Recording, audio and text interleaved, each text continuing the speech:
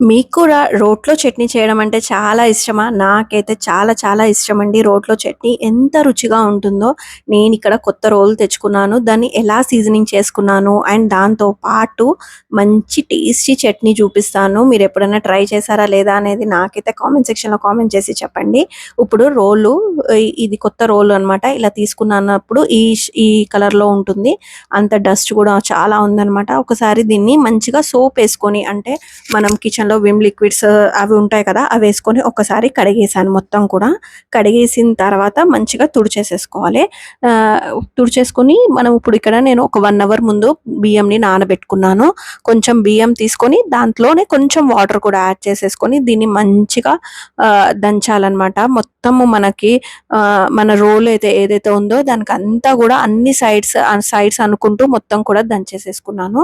నేనిక్కడ ఏమంటారు బియ్యమే కాకుండా కొందరు పప్పు గూడా నానబెట్టి చేస్తారు. కానీ ఇక్కడ బియ్యంతో సరిపోతుందనమాట. నేనైతే ఓన్లీ బియ్యం యూజ్ చేశాను. ఇప్పుడు సైడ్స్ అంతా గూడా ఇక్కడ నేను చూపిస్తున్న విధంగా చెయ్యితో చేస్తున్నాను. నాకిక్కడ స్టీల్ రాడ్ రావడం వల్ల గ్రిప్ చాలా మంచిగా పట్టుకోవడం కూడా ఈజీగా అనిపిచ్చింది.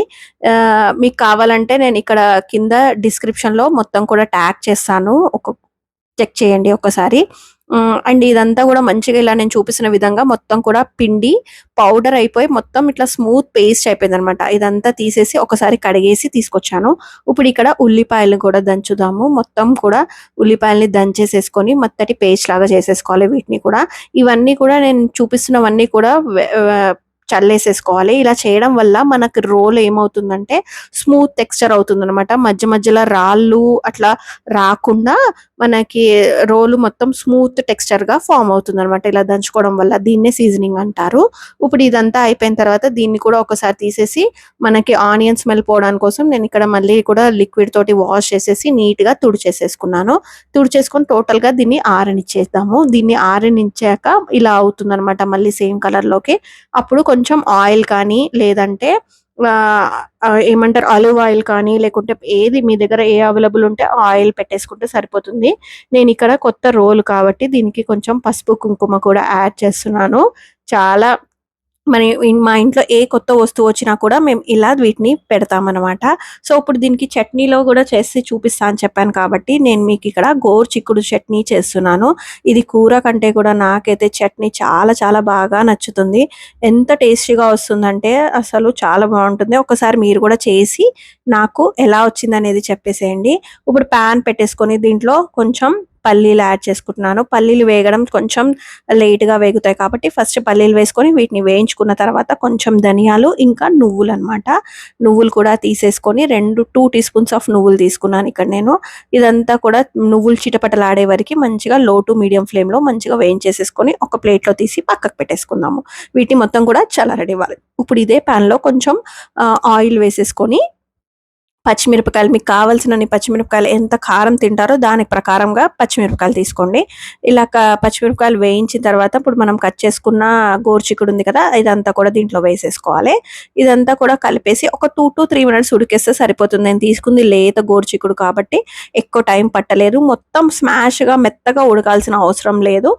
కొంచెం ఉడికితే సరిపోతుందనమాట. ఇప్పుడు ఇక్కడ మనం రోల్లో ఈ వేయించుకున్నవి ఉన్నాయి కదా! అవన్నీ కూడా మంచిగా పౌడర్‌గా చేసేసుకోవాలి. నేను అనుకున్నాను చాలా హార్డ్ ప్రాసెస్ ఏమో ఈ దంచడం చాలా కష్టమేమో అనుకున్నాను. కానీ చాలా ఈజీగానే, ఫాస్ట్‌గానే దంచడం వచ్చేసింది.